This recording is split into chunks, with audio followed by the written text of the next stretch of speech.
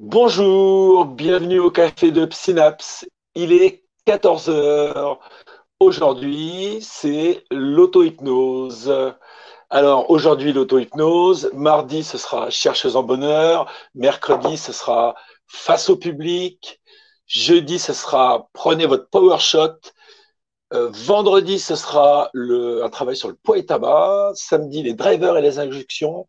Et dimanche, ce sera un café spécial fantasme. Alors, bienvenue à tous. J'espère que vous avez passé un bon dimanche de Pâques. Et aujourd'hui, nous sommes lundi et j'avais invité Christophe. Bonjour à tous, bienvenue. Alors, Christophe, ça s'est bien passé ton dimanche? J'espère que pour tout le Écoute, monde, c'était pareil. calmement, avec un joli café Psynaps hier aussi, puisque j'étais moi cette fois-ci derrière l'écran et pas devant, comme à l'accoutumée, tous les rendez-vous à 14 heures et à 17 heures. Donc, super dimanche, en effet. Et ravi de vous Ah, rencontrer, de vous revoir aujourd'hui, ce lundi, pour continuer notre travail sur l'auto-hypnose aux expérimentations. oui, alors déjà un petit résumé de ce qu'on avait fait précédemment. Donc on avait Mhm. travaillé sur le déroulement d'une séance, on avait travaillé sur la rédaction de l'objectif, sur l'installation, sur les fusibles, on avait parlé du dialogue intérieur aussi, c'était amusant, Mhm. énoncer l'objectif de la séance, et puis on était sur les inductions, l'apprentissage des inductions. Tout à fait. Aujourd'hui, on va travailler deux choses. Aujourd'hui, on va travailler deux choses. Le signaling et C'est ça, puis l'approfondissement. exactement. Euh, Peut-être on a une question ou deux à poser. Est-ce que les gens ont bien fait leur apprentissage? Est-ce qu'ils se sont bien entraînés? C'est ça. Parce qu'on avait regardé aussi les objectifs, de définir les objectifs. On vous avait demandé sur cette semaine écoulée de réfléchir à quel pourrait être un objectif pour une séance d'auto-hypnose. Donc, savoir déjà si vous avez travaillé là-dessus. Vous pouvez nous répondre par le chat. Et il y avait un deuxième exercice. On vous avait demandé de revoir les différentes sortes d'induction. Et d'ailleurs, pendant que les réponses s'affichent, Franck, on a eu des questions entre-temps. Et quelqu'un nous disait, par exemple, moi je suis embêté parce que j'ai l'impression de toujours faire la même induction. Alors, je comprends bien le sens de la question. Il ne faut pas que ce soit lassant, il faut que ce soit amusant. Mais en fait, l'induction est parmi nous, elle est partout autour de nous. Il suffit de se reprojeter dans une séquence où on était assis dans un train et qu'on regardait, qu'on regardait à Le l'extérieur les paysage. poteaux qui passent ou le paysage qui passe. Euh, Ça va rapidement nous mettre en transe. Enfin, moi, ça me permet de me reposer terriblement, ou simplement d'être. Moi, je vais à la mer, j'habite pas très loin de la mer. Le flot des vagues qui va et qui revient et qui va et qui revient avec le bruit, il suffit de se repositionner dans cette situation-là, ou sur le bord d'une route où il y a les voitures qui passent.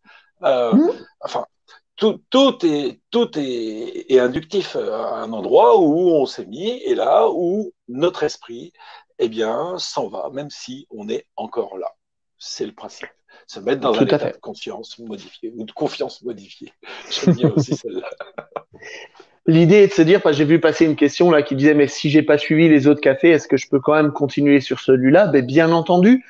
Alors on t'invite, Myriam, à revoir les autres pour avoir les termes techniques. On va revenir à chaque fois à tout ce qu'on a fait. Et là, en plus, aujourd'hui, avec l'approfondissement et le signaling, on va aller encore un peu plus loin.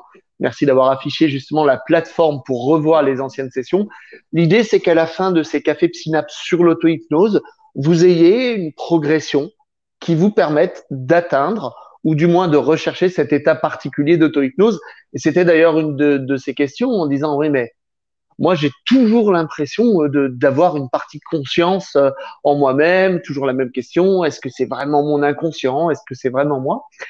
Et moi, je me rappelle d'un truc, j'ai fait des arts martiaux pendant un petit moment, et un jour, mon entraîneur, mon sensei, c'est l'art martial japonais, me dit, on va faire une séance de méditation, on va voir ce que c'est de la méditation, hein, comme le faisaient les samouraïs avant le combat. Et comme seule instruction, il nous dit, laissez passer toutes les pensées. Pendant toute la session, moi, j'ai fait qu'une seule chose, c'est que dans ma tête tournait un truc qui disait, mais attends, si je laisse passer une information, c'est qu'à un moment donné, je l'ai capturée.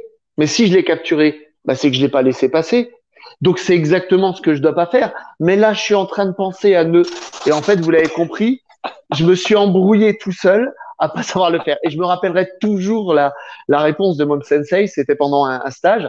Je vais vers lui, je lui dis Sensei, mais attendez, voilà ce qui s'est passé. Il me regarde avec ce petit sourire et j'avais l'impression d'avoir en face de moi Maître Yoda qui me dit t'es pas encore totalement prêt, alors continue à t'entraîner. Eh ben peut-être que l'auto-hypnose, c'est pareil, c'est de l'expérimentation. C'est avec le temps que vous allez tout doucement, ou peut-être très rapidement, hein, c'est à vous de voir, commencer à créer des automatismes. Votre cerveau fonctionnant par automatisme, l'auto-hypnose, ça va être la même chose. Vous allez créer un automatisme de mise en transe. Je sais pas ce que tu en penses, Franck, sur cette vision des choses.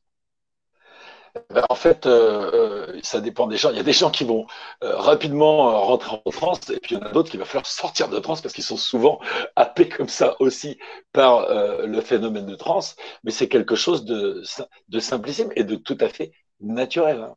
Hein. Je me rappelle euh, quand il y a Erickson, il raconte qu'il avait une cliente qui n'aimait pas les maths et que pour la faire rentrer en transe, systématiquement, il lui parlait de Pythagore ou d'une autre formule de maths. Et là, elle n'avait qu'une envie, c'est de s'évader et de penser à autre chose aussi. Oui, tout à fait. Alors c'est rigolo que j'ai parlé de Maître Yoda parce que maintenant on a R2D2 aussi avec la connexion de Franck de temps en temps. Vous entendez qu'il y a des petites choses. Je vous invite à vous à garder la continuité.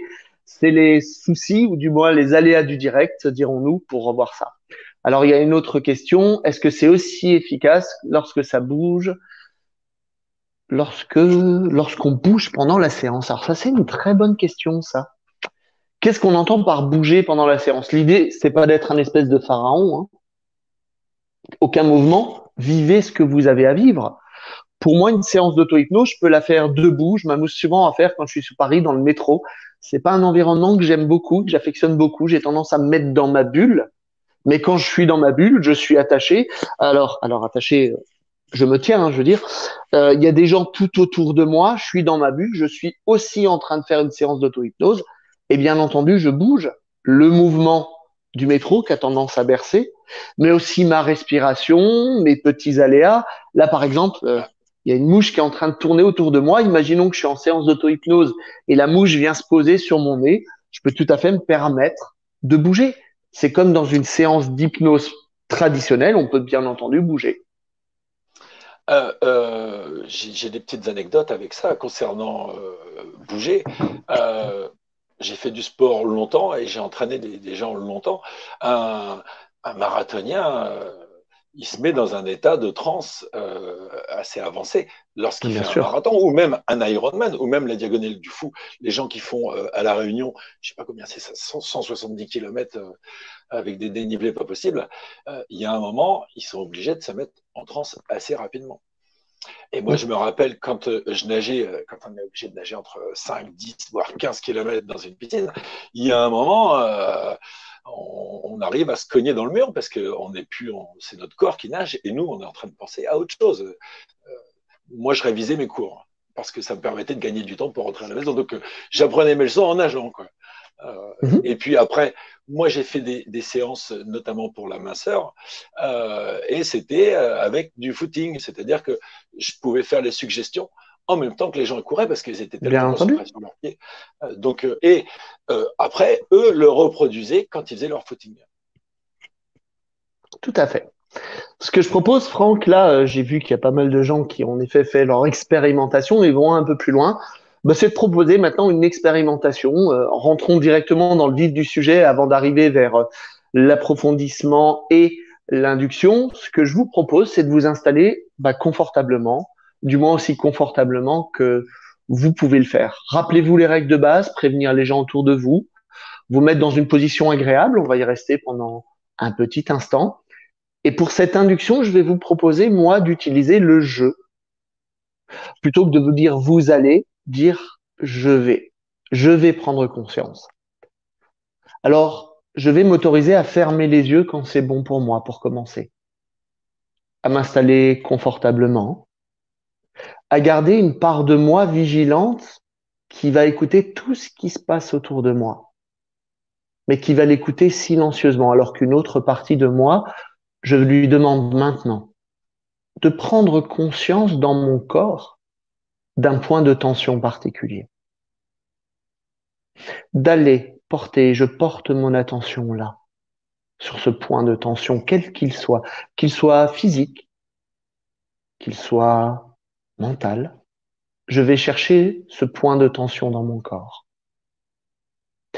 Et je l'observe comme si j'en étais détaché, comme si, en tant que réalisateur, je pouvais tourner autour pour voir tout ce qu'il y a à voir, comme si je pouvais toucher ce point de tension du bout de mes doigts, à l'intérieur.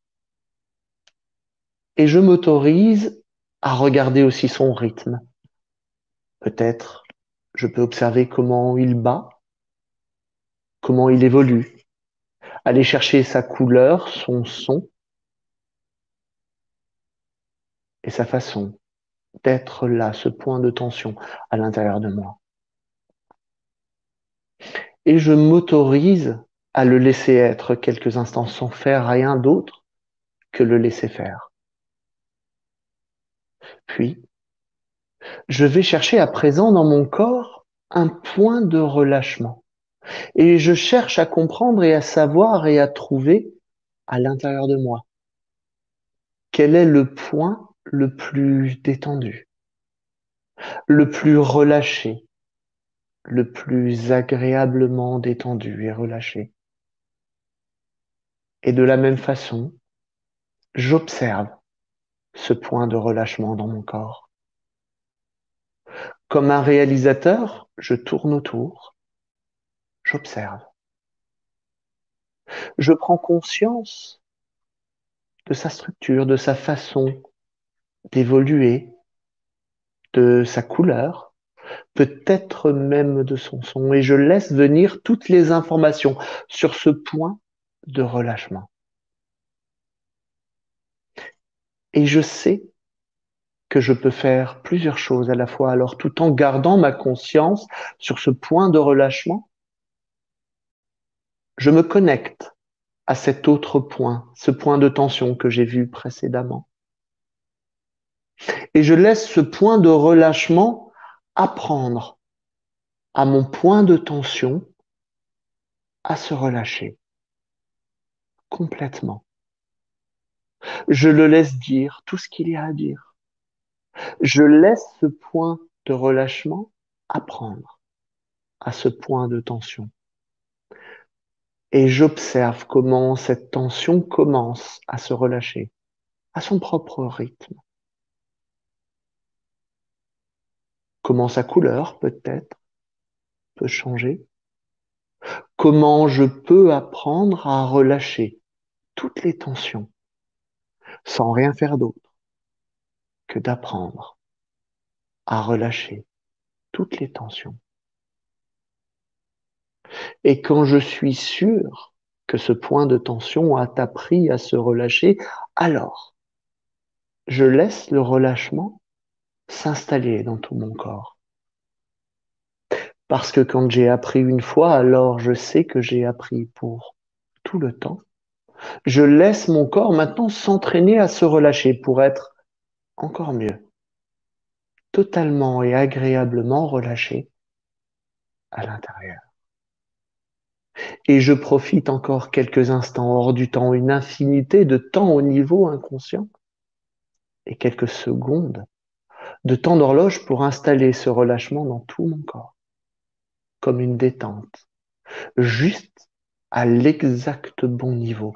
Et je sais quel est le niveau de détente et de relâchement nécessaire à tout apprentissage. Alors je laisse s'installer cette détente. Et alors que je prends conscience de tout ce qu'il y a autour de moi, de les bruits, des sons, de la luminosité, alors que je laisse mes yeux commencer à s'ouvrir, je ressens tout ce qui a changé à l'intérieur. Comment cette détente installée va pouvoir perdurer, bien sûr, pendant le reste de ce café Psynaps, mais aussi tout au long de la journée et à chaque fois que j'en aurai besoin. Et simplement à mon propre rythme, alors que je compte dans mon esprit de 5 à 1. Je sais déjà qu'une fois arrivé à 1, je serai totalement revenu à cette réalité. Alors qu'à 5, je prends conscience de tout ce qui a changé et de tout ce qui est pareil à 4. Je laisse mes paupières commencer à s'ouvrir, alors qu'à 3, ma respiration devient plus profonde, qu'à 2, je prends une grande inspiration, et qu'à 1, je m'autorise en ouvrant les yeux à revenir totalement ici et maintenant. Bienvenue à vous. Merci Christophe, c'est au taquet. Bienvenue. Super. Ben, ça permet d'aller chercher ce relâchement, et c'est une autre façon peut-être de faire une induction. Ça nous fait encore une induction de plus à notre panel quasi illimité d'induction pour rentrer en auto-hypnose. Maintenant que vous savez le faire, on peut y aller. Pouf. Alors, on a retrouvé Franck. Oui, oui. Ah, vous m'aviez perdu, je ne me rends pas compte en fait. Ben voilà. Moi, Ok, ce que je propose maintenant, Franck, c'est qu'on aille un peu plus loin dans notre cours, même si ce n'est pas vraiment un cours, mais dans notre expérimentation, en parlant d'une chose très importante qu'on appelle un nom un peu barbare, le signaling. Le signaling, c'est cette façon de discuter avec son inconscient, une façon indirecte de discuter avec son inconscient. On va en parler, on va mettre quelque chose de formel en place. Mais bon, le signaling, on est à deux niveaux. Il y a une partie consciente de nous et une partie inconsciente. Moi, j'ai un exemple énorme, c'est que on peut demander à quelqu'un comment ça va, il va pouvoir nous dire oui avec sa bouche et non, il va pouvoir nous faire oui. Alors voilà, donc nous, on va aller chercher cette partie qui gigote et on va lui demander, cette partie qui gigote, c'est notre inconscient, et on va lui demander de s'installer quelque part. Le plus simple, là, c'est de pouvoir le faire dans une des mains. Donc, on a plusieurs types de signaling, mais on va commencer par le signaling direct, c'est-à-dire que le principe, c'est de repérer un doigt. Vous allez repérer, bon, par exemple, un doigt d'une main, de la main droite, pour dire c'est le doigt qui va vous dire le oui. Et puis, de l'autre main, le doigt qui va vous dire le non. Repérez ça maintenant. Le doigt d'une main pour le oui et le doigt d'une main pour le non. OK, maintenant, bon, vous pouvez fermer les yeux, les ouvrir, hein, c'est juste une petite étape. Pensez oui et je voudrais que vous ressentiez ou un de vos doigts, enfin le doigt du oui bien sûr, bouge ou que vous ressentiez cette force du oui dans ce doigt repéré. Là, maintenant. Pensez fortement oui, voilà, pour que votre doigt, soit bouge, soit que vous ayez cette sensation que il se passe quelque chose dans votre doigt. Une fois que c'est fait pour le oui, on va pouvoir aller sur le non.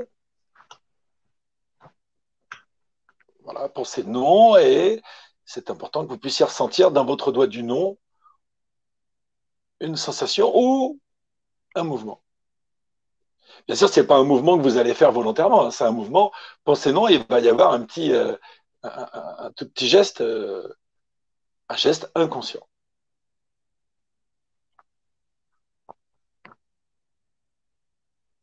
Ok, je pense que le test est tout à fait correct.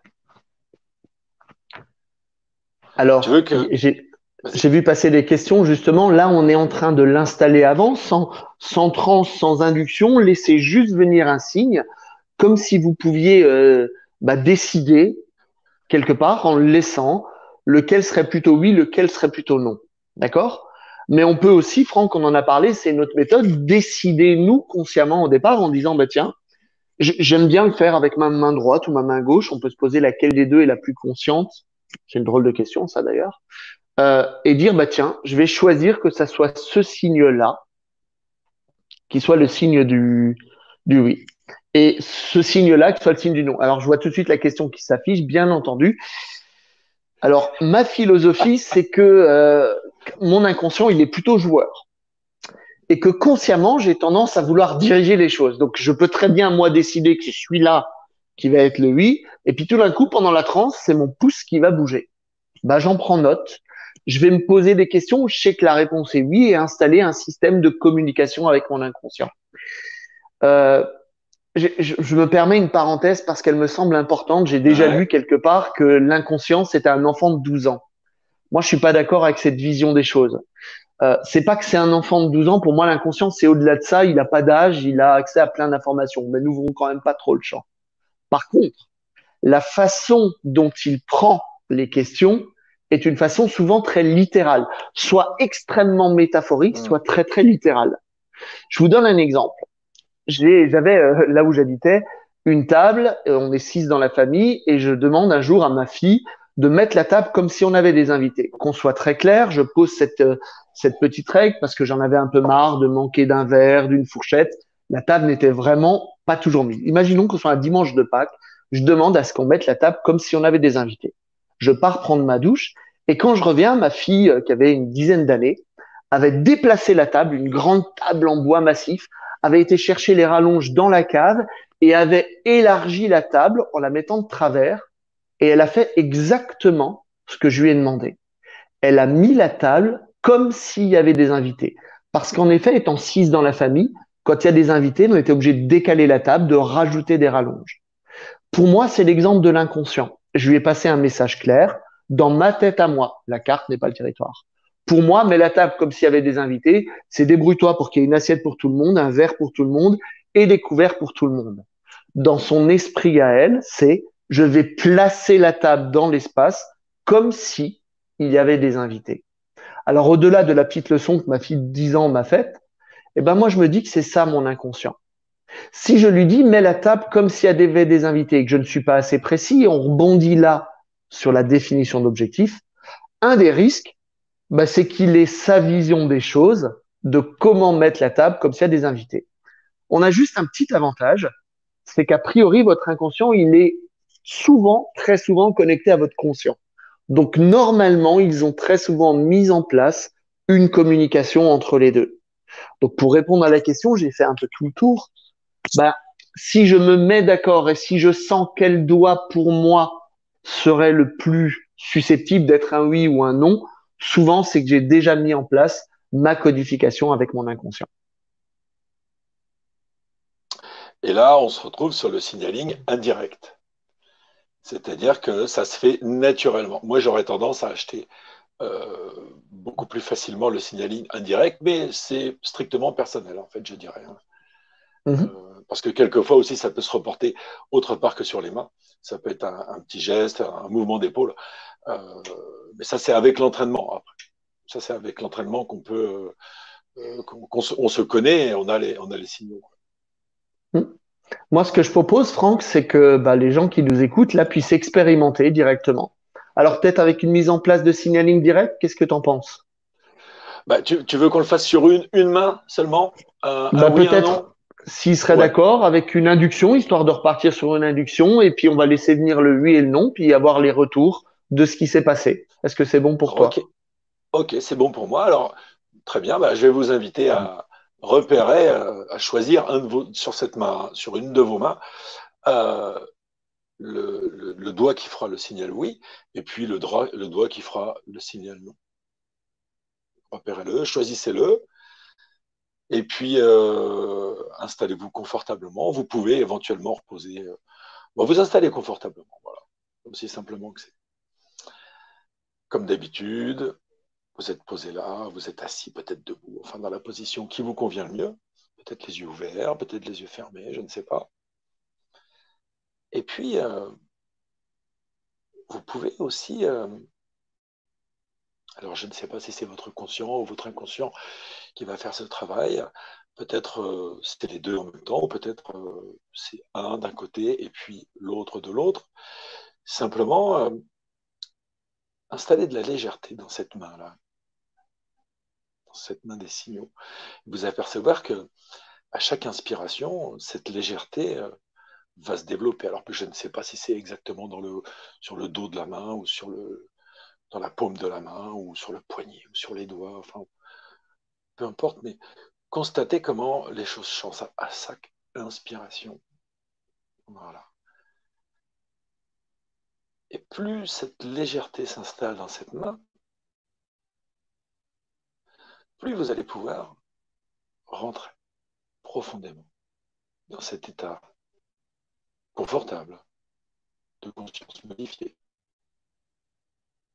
Et puis, à chaque inspiration, encore plus de légèreté. Et puis vous sentez déjà que quelque chose se passe dans votre main. Peut-être des petits mouvements, peut-être des picotements, peut-être toute autre chose. Et votre main commence à prendre son envol, à faire ce qu'elle a à faire, à avoir un autre regard, peut-être prendre de la hauteur. À chaque inspiration, un peu plus, voilà, de cette façon-là. Et plus ces sensations se développent, plus cette main prend de la hauteur, plus cette main fait quelque chose pour elle-même, pour s'apporter des réponses. Je vais demander à votre inconscient de venir s'installer encore plus dans cette main-là, avec encore plus de légèreté, encore plus de présence là. Un peu comme si un ballon tirait sur ce poignet, encore plus profondément, à l'intérieur. Maintenant que cette main a pris un peu de hauteur, ou que vous avez ces sensations si particulières, maintenant je vais vous demander de vous poser une question à laquelle la réponse est oui. Et de le faire maintenant.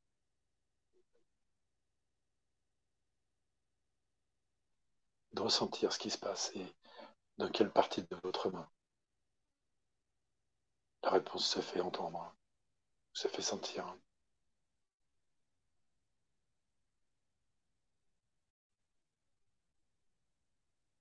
Voilà. Et maintenant, je vais vous demander de vous poser une question à laquelle la réponse est non.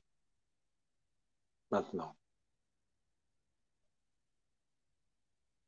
de prêter attention auquel doigt de votre main cette réponse est arrivée. Voilà. De cette façon. Maintenant, vous êtes en connexion avec votre inconscient. Vous pouvez même regarder les mouvements pour le oui, les mouvements pour le non. Et puis pour vérifier, vous reposez une question là, où la réponse est oui. Maintenant. Voilà, de cette façon-là.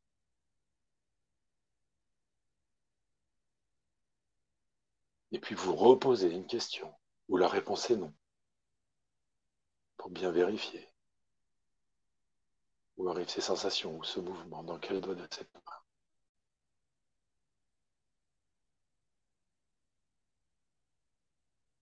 Voilà, très très bien.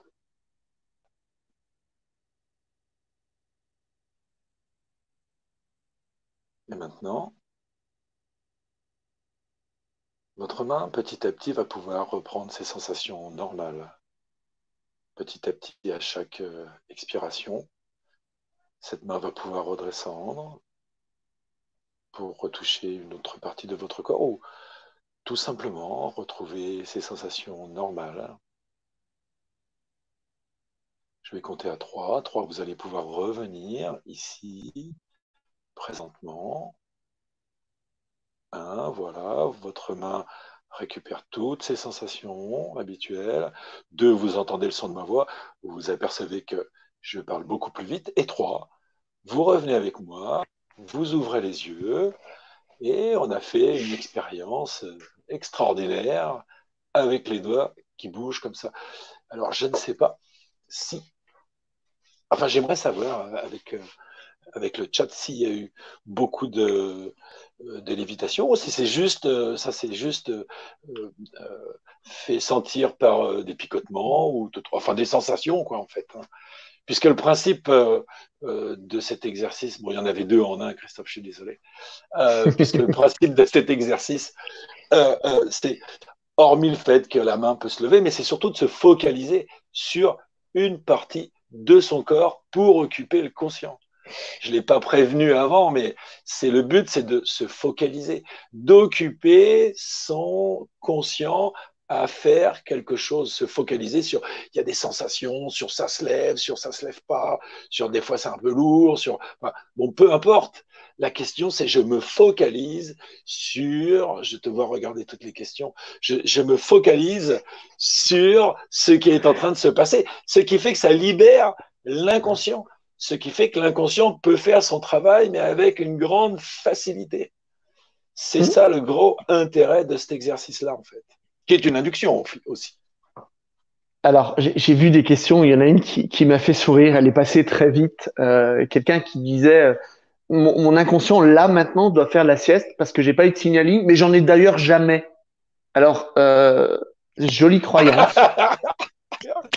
Je vais être un peu taquin, Cantab, parce que à partir du moment donné où vous mettez, où je me permets de tutoyer, où tu mets en place la règle qui dit j'ai jamais de signe de mon inconscient, bah lui il va être ok avec toi et il va peut-être ne pas en faire. Heureusement, il y en a peut-être plein et je vais faire mon maître Yoda, mon sensei, en disant entraîne-toi encore, c'est que c'était peut-être pas le moment maintenant. Plus sérieusement, je me rappellerai, mais je l'ai déjà raconté, je crois, toujours de ce Ou c'est peut-être client. la sieste. Ou c'est Oui, peut-être la c'est sieste qui peut-être la signale. sieste, c'est le moment qui est pas choisi. De ce client à Besançon, un monsieur assez un notable, on va arriver, qui était pas trop pour l'hypnose et qui voulait absolument maintenir le contrôle et qui me dit à un moment donné, quand je mets du signaling, puisqu'on le fait aussi en hétérohypnose, qui me dit j'ai bien senti que ce doigt voulait bouger, mais je l'ai pas laissé faire parce que je voulais vraiment que ça soit inconscient.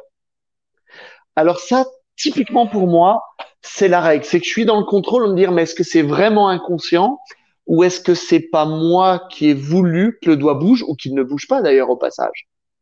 Et ça, c'est de l'expérimentation. Notre inconscient, il nous fait des signes toute la journée. Certains appellent ça l'intuition, certains appellent ça, je sais pas comment on pourrait appeler ça, mais il y a tellement des prédictions, même chez certaines autres, des choses où on se dit dans notre tête des fois, ah, je devrais pas faire ça. Si vous le faites et qu'après la réponse c'est je savais bien que je devais pas le faire, ben c'est peut-être que vous n'avez pas écouté votre inconscient. C'est ces petites choses là, ce petit nez qui titille et qui nous apprend à communiquer. Et merci, c'est comme si la question, merci Ronan, la question était justement la suite de ce que j'étais en train de dire, c'est qu'en écoutant son inconscient, en le respectant, en mettant en place une communication à long terme, ben on commence à gagner en facilité. Pendant très longtemps, moi, j'avais ces phrases de ah, je savais bien que je devais pas le faire, je l'ai quand même fait. Aujourd'hui, en écoutant un peu plus mon inconscient, voire même en le questionnant, vous avez eu une définition d'objectif. Tiens, est-ce que je veux faire ça? Comment c'est? Franck nous a fait, en tea time, une magnifique pseudo-orientation dans le temps. En discutant de ça avec mon inconscient, ça me permet, moi, de me dire, OK, bah, ça, je vais pas le faire. Et donc, à long terme, d'établir une communication très forte entre conscient et inconscient. Et moi, je dirais, je vais utiliser mes propres mots, désolé, mais j'ai gagné en unité. C'était les deux travaillent ensemble plutôt que tirer chacun dans une direction différente. Là, pour une fois, ils vont les deux vers mon objectif. Donc, j'ai gagné en efficacité aussi. Moi, j'ai gagné à me faire confiance, puisque en fait, tous les signaux que notre inconscient capte, notre conscient a du mal à les capter. Et en ce qui me concerne, ça se retrouve en termes de sensations. Et pourtant, je suis plutôt quelqu'un de visuel, mais quand il y a une situation qui ne me convient pas, ou même une personne qui ne me convient pas, je, pas une petite voix, mais c'est ma petite voix à moi qui me dit, oh là, ça, je le sens pas, cette histoire. Euh, Avant de travailler de cette façon-là, je me serais dit, tiens, il se passe quelque chose, mais ça serait arrêté là, quoi. Que maintenant, je me fais et je ne prends pas ou je prends en fonction de comment je le ressens. sans avoir à Mhm. faire tout un travail d'expertise ou des colonnes ou des croix. Euh, c'est aussi ça, euh, tout ce travail hein, d'auto-hypnose, d'hypnose et d'auto-hypnose, c'est aussi pour s'autoriser à ressentir et à s'autoriser à être en accord avec soi-même. Au début, on a besoin de travailler pour s'autoriser à être d'accord avec soi, pour se faire confiance. Et puis après, ça se fait automatiquement. C'est-à-dire qu'il y a un champ direct qui passe du inconscient au conscient, je le fais. Voilà, mais Mhm. il y a besoin de passer un cap pour s'autoriser et pour se faire confiance. Parce que, en fait, c'est une métaphore, le conscient et l'inconscient. C'est nous-mêmes. C'est ce qu'on fait là, c'est comment relier les deux, de faire un lien direct dans les deux. Bien sûr que les deux, ce n'est moi-même et je ne fais qu'un.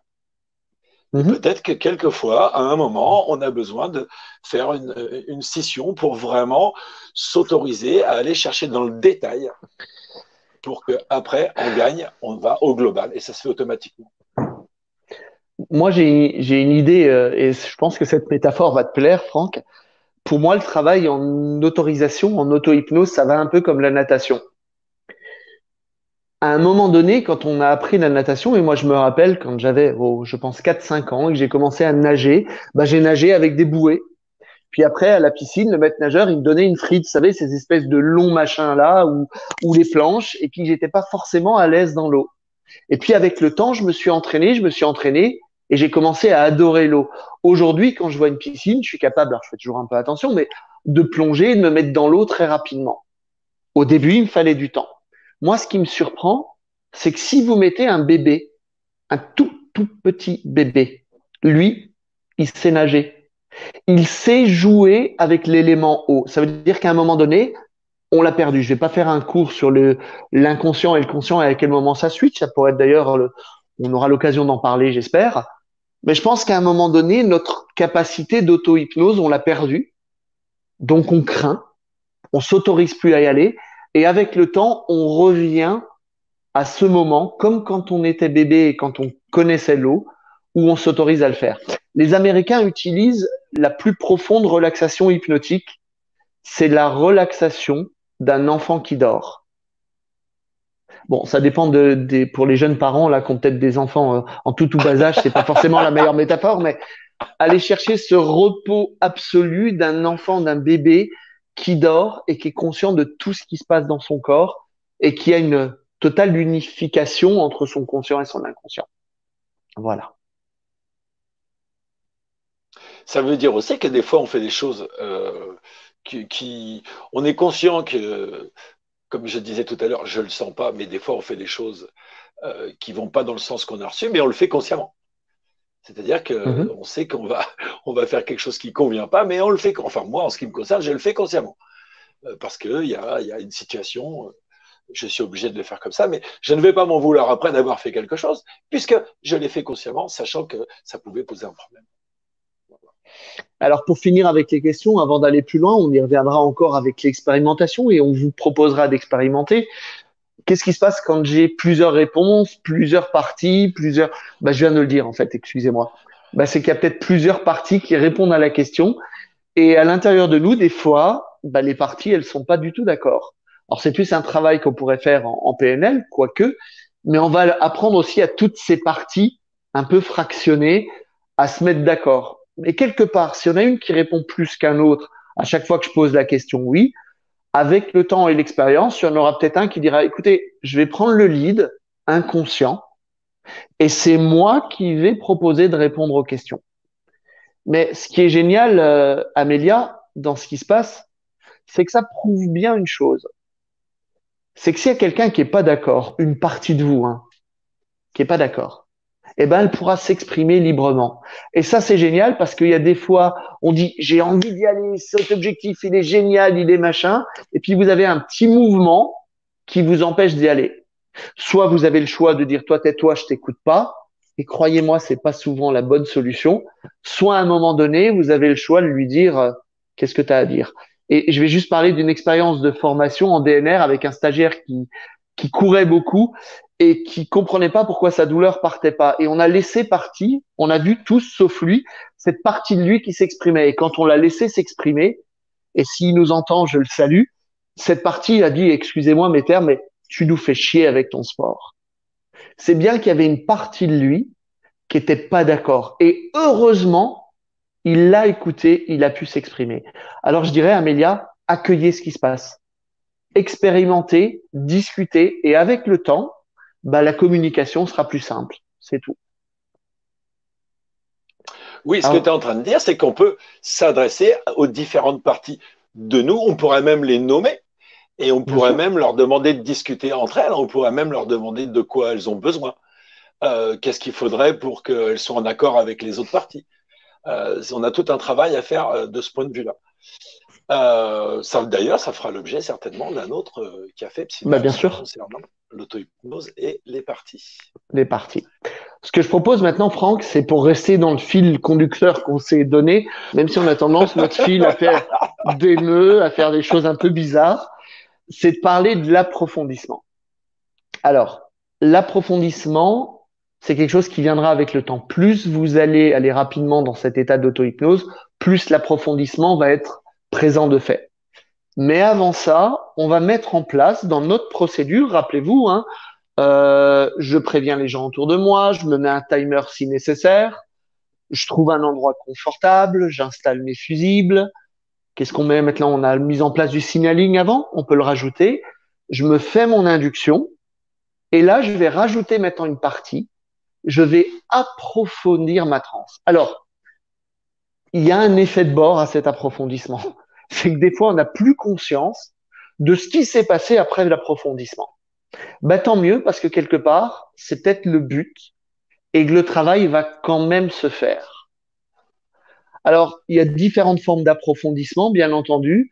Franck, je vais peut-être te laisser commencer par... je prends un peu beaucoup la parole, donc je vais te laisser commencer par le premier type, si tu veux bien. Bah, le premier titre, c'est le plus simple en fait. Enfin, c'est comme ça que je vais le classer. C'est-à-dire qu'on va pouvoir faire un comptage ou simplement on pourra s'autoriser à descendre des escaliers. On peut se fixer 10 escaliers ou 20 escaliers. Enfin bon, peu importe le nombre, c'est le nombre qui convient. Ça, c'est quelque chose d'assez simple à faire. Est-ce que tu veux que je donne d'autres idées d'approfondissement ou qu'on fasse un Ou exemple alors, bah, on va avec? pouvoir en proposer un, si tu veux bien. Est-ce qu'on va parler, par Euh, exemple, le tableau noir? J'aimerais vous proposer le tableau noir, qui est une méthode d'approfondissement que personnellement, ah bah oui. j'affectionne. C'est OK? OK. Alors, ce que j'aimerais pour démarrer, c'est qu'avant de faire quoi que ce soit, hein, on est dans l'expérimentation. Je vous demanderai par la suite de le refaire. On va pas pouvoir faire toute la session, donc on va le faire un peu en accéléré. C'est d'imaginer un tableau noir. Faites-le dans votre esprit, mais on va juste mettre tout en place pour pouvoir après, comme à chaque fois, une fois notre induction démarrée, approfondir notre état de transe. Ce tableau noir, j'aimerais que vous l'imaginiez, que vous dessiniez sur votre tableau noir. Ça peut être un tableau Velleda si vous préférez, mais que vous dessiniez un cercle. Vous pouvez même le faire physiquement. Et dans ce cercle, vous notiez le chiffre 100.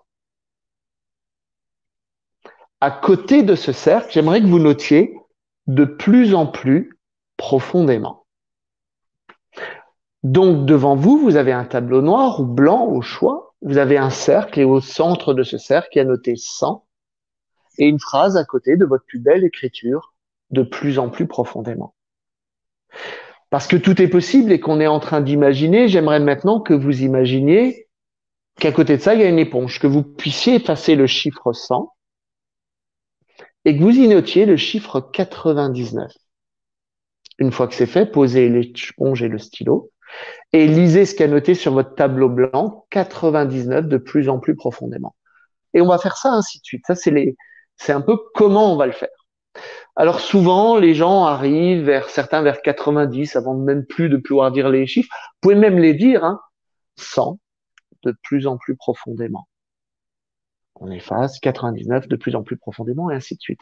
Vous verrez qu'au bout d'un moment, vous avez même plus envie de dire les chiffres, vous avez même plus envie de les effacer parce que de toute façon, tout a été effacé.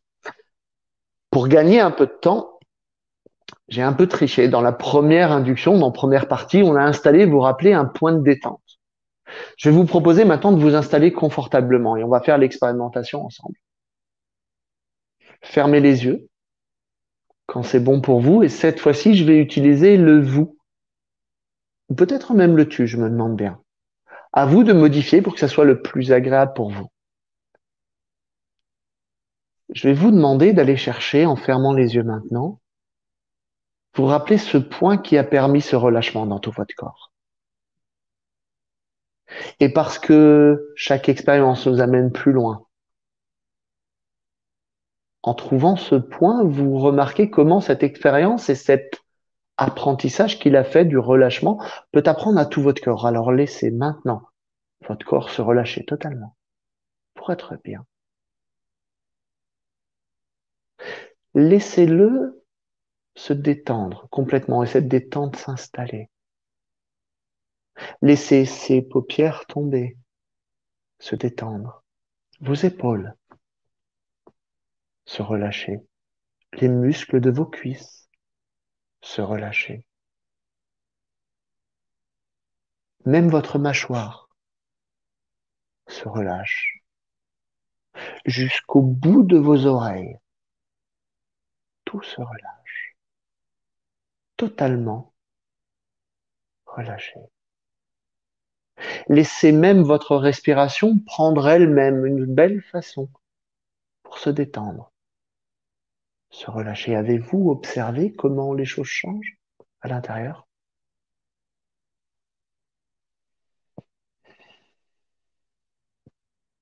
Et maintenant, j'aimerais que vous retrouviez cette pièce avec ce grand tableau. Ce tableau, pour le moment, il n'y a rien écrit dessus. Alors prenez une craie ou un stylo effaçable. Et vous pouvez même, avec votre main, là, le dessiner, ce grand cercle, où à l'intérieur, vous notez le chiffre 100 à votre propre rythme. Puis de votre plus belle écriture, la plus efficace, votre plus belle écriture, écrivez à côté, de plus en plus profondément. Posez le stylo et observez cette phrase et dites à haute voix, 100 de plus en plus profondément. Et allez chercher cette éponge pour effacer le chiffre 100, puis à présent, écrivez dans le cercle 99. Posez le stylo et vous avez compris la routine. Observez et dites à haute voix, ou du moins aussi fort qu'il est bon pour vous, 99, de plus en plus profondément. Puis avec le temps nécessaire, prenez votre éponge, effacez le chiffre, notez-y 98, posez, reposez, 98 de plus en plus profondément et continuez ainsi de suite. Effacez, écrivez. Dites ou pensez 97 de plus en plus profondément et continuez ainsi. Le temps nécessaire à écrire puis effacer ces chiffres qui vous amènent de plus en plus profondément à l'intérieur de vous. Et je me demande bien à quel chiffre, alors que je continue à parler et que vous continuez votre expérimentation, vous vous rendrez compte que vous n'avez plus besoin d'écrire parce que de plus en plus profondément, vous allez ainsi de plus en plus profondément à l'intérieur de vous. Laissez ces chiffres disparaître parce que quelque part, ils n'ont plus d'importance, comme cette relaxation qui s'est installée dans tous vos corps. Ces chiffres qui disparaissent sont le signe que vous êtes prêt à aller de plus en plus profondément. Et je sais déjà que vous saurez vous souvenir de comment simplement, en écrivant ces chiffres sur ce tableau, vous avez pu les effacer et vous laisser aller de plus en plus profondément vers cet état propice au travail que vous vous êtes fixé de plus en plus profondément. Et tant qu'à faire, après ce voyage, peut-être que vous continuez, une partie de vous, à écrire et effacer de plus en plus profondément tous ces chiffres qui disparaissent, alors que vous les effacez, une partie de vous peut laisser cette partie qui a créé la relaxation prendre de la force, se connecter à quelque chose de bon, d'agréable et de puissant pour vous. Et comme si vous pouviez la recharger, laisser cette partie qui génère la relaxation dans votre corps apprendre à apprendre, à apprendre aux autres parties de vous à se détendre, se relâcher. Apprendre de cette source aussi peut-être comment le faire sans même avoir y pensé. Lors d'une nuit, lors d'un songe, lors de ces moments particuliers où l'esprit s'envole quelques instants. Laissez cette partie apprendre au moins 3 autres méthodes qui vous permettent d'apprendre de plus en plus à apprendre aux autres parties de vous. Et peut-être même que vous aurez cette sensation particulière dans ce moment où, communiquant avec votre inconscient, il peut utiliser le signe du oui pour vous dire, ça y est, c'est fait. J'ai appris à apprendre aux autres parties de moi, à se détendre à chaque fois que j'en ai besoin. Et puis simplement,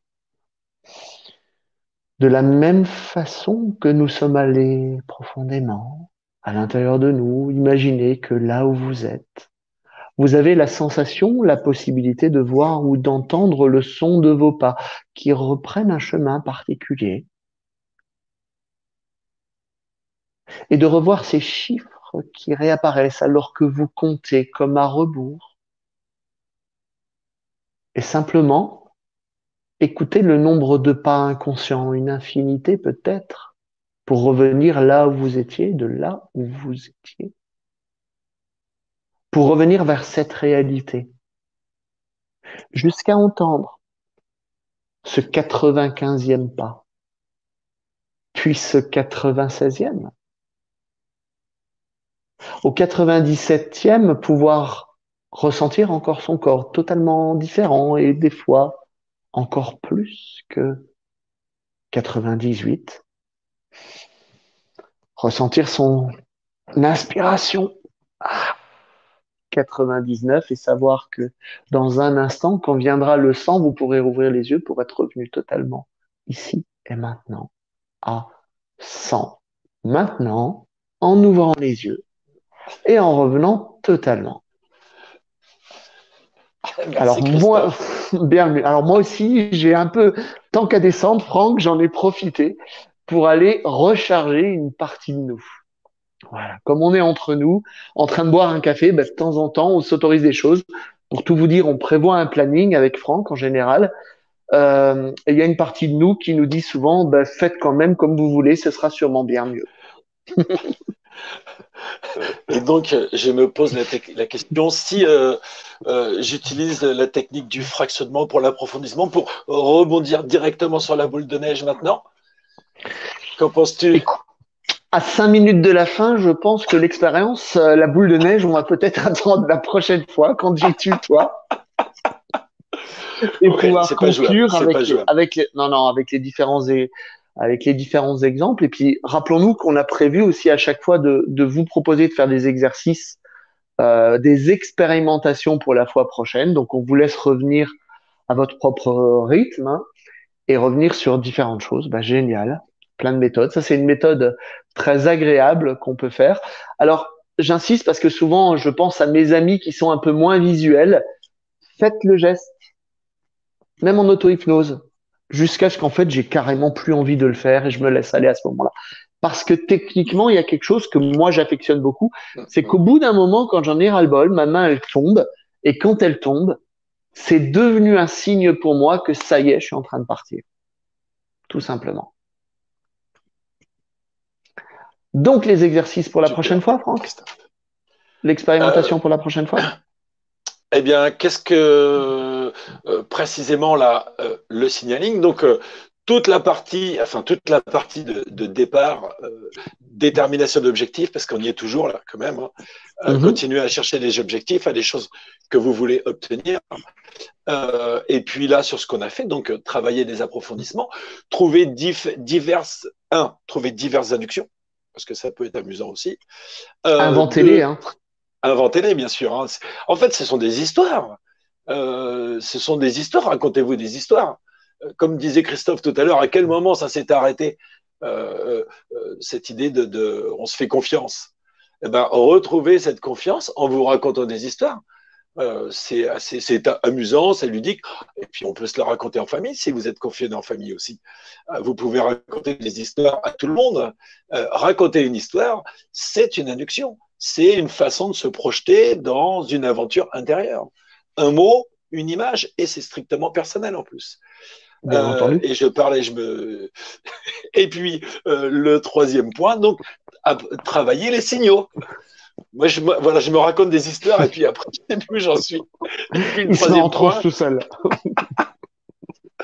Et puis le troisième point, donc, amusez-vous avec le signaling, quoi. C'est ça. Que ce soit, vas-y. Et testez les méthodes d'approfondissement qui vous vont bien, que ce soit les escaliers, que ce soit le tableau noir. J'ai vu passer une question, est-ce qu'on peut se raconter une deuxième induction après l'induction? Pour moi, oui. Maintenant, je me pose toujours la question à quel moment je vais switcher et pas avoir la suite de mon induction. Alors là, c'est une expérience personnelle. J'aime bien me faire une induction de base. Et au bout d'un moment, en fait, je sais pas à quel moment je pars. Alors, pour tout vous dire, je fais des expériences étranges et je me suis déjà filmé. C'est ce qu'on fait aussi dans les cadres des labos chez Synapse.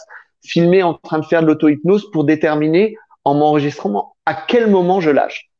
Maintenant, on va pas rentrer dans le quantique tout de suite. C'est dommage, si Philippe était là, on pourrait rentrer dans le quantique, mais je me pose toujours la question. Si je suis en train de me filmer, il y a une partie de moi qui sait que je suis en train de me filmer, alors est-ce que je me lâche autant que si je m'étais pas filmé? Eh ben, j'ai pas la réponse. Je continue à chercher et je continue à expérimenter et à expérimenter. S'il y avait qu'une seule chose à dire, c'est ça. Et puis, rappelez-vous votre cahier. Alors, je l'ai pas vers moi pour une fois, mais votre cahier pour noter à chaque fois ce qu'il en est. Vous voyez, on en est déjà à 3 ou 4 semaines. J'ai perdu le film. On doit être à notre 4e cours d'auto-hypnose. Je crois que c'est la 4e. Ah ouais. Voilà. Ça veut dire que normalement, vous avez déjà 4 semaines de retour d'expérience sur vos expériences entre la première fois où vous avez testé et aujourd'hui. Et vous allez voir que dans quelques temps, quand vous relirez ce qui se passait au début, vous allez vous dire, mais c'est pas possible qu'à ce moment-là, je ne puisse pas expérimenter ce que j'expérimente maintenant. Et moi, j'ai hâte que vous puissiez nous dire, aujourd'hui, je suis de nouveau comme le bébé qui sait nager. J'ai retrouvé cette capacité, et ça sera peut-être pour moi le mot de la fin, à renager dans ma propre auto-hypnose. Je te laisse conclure, Oui. Franck. Ah bah oui, renageons à l'intérieur de nous, en fait. Hein. Profitons de tout ce qu'on a à l'intérieur.